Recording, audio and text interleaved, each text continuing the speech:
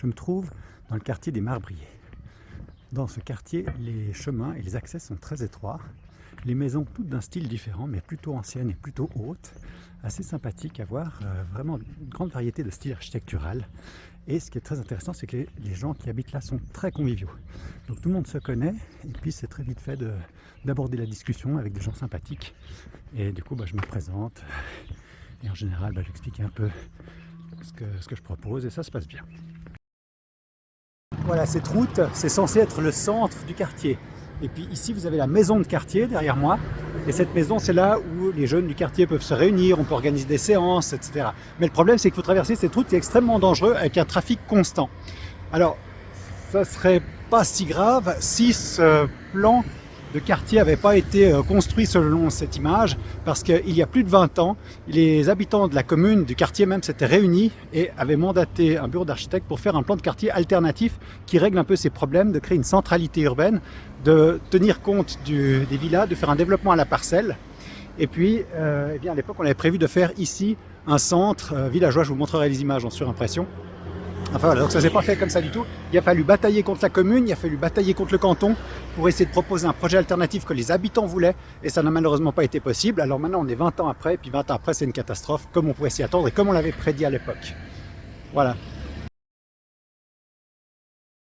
Voilà, derrière moi on aperçoit la maison à la tourelle, et cette maison, le premier PLQ avait prévu de la démolir en son temps, et puis il a fallu se battre, mais vraiment se battre pour la conserver, pour montrer qu'elle avait quand même des qualités intrinsèques, des qualités architecturales, ça fait partie du patrimoine historique. Et puis à l'époque, le promoteur avait simplement racheté la totalité de la parcelle, il pensait la foutre par terre pour continuer sa barre jusqu'au bout, et il était très content de ça.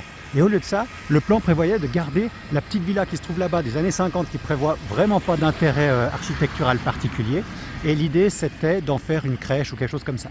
Alors évidemment que les habitants n'étaient pas tout à fait d'accord avec cette vision-là, et puis le plan alternatif qui avait été voulu et fait par les habitants, avait remarqué que cette maison-là, elle était absolument à garder, et puis que l'autre maison n'était peut-être pas forcément indispensable. Donc après 15 ans de lutte et de combat pour essayer de préserver cette maison, c'est enfin chose faite, mais évidemment ça a un petit peu changé le plan initial, qui par ailleurs s'est complètement construit sur l'idée de départ. Voilà, donc ça c'est l'épisode du sauvetage de la maison de la Tourelle. Quartier des Paquis, 7h30. Un automobiliste peste contre les embouteillages qui l'empêchent d'avancer avant de pester contre le manque de place de parc qui l'empêche de s'arrêter. Plein Palais, 9h20. Un cycliste intrépide risque sa vie pour rejoindre l'université. Rue de la Servette, 12h15. Un groupe de piétons tente désespérément de se frayer un chemin entre les voitures arrêtées sur un passage. Eau vive, 14h20. Une dame attend encore son tram 12 après le passage d'un 16, d'un 17, d'un L et d'encore un 16. Oui, pour une majorité de citoyens, la ville c'est ça. Arriver à la conclusion que cette ville n'est décidément faite ni pour les automobilistes, ni pour les cyclistes ou les piétons, qui n'a jamais rêvé de changer le monde en commençant par sa propre ville. L'histoire qui va vous être contée est celle d'un groupement de citoyens qui décida de choisir l'aménagement de son quartier avant qu'un aménagement ne les choisisse. Voilà, c'est comme ça que commençait l'article qui résume l'histoire. Vous pouvez le retrouver sur mon site internet, bien évidemment.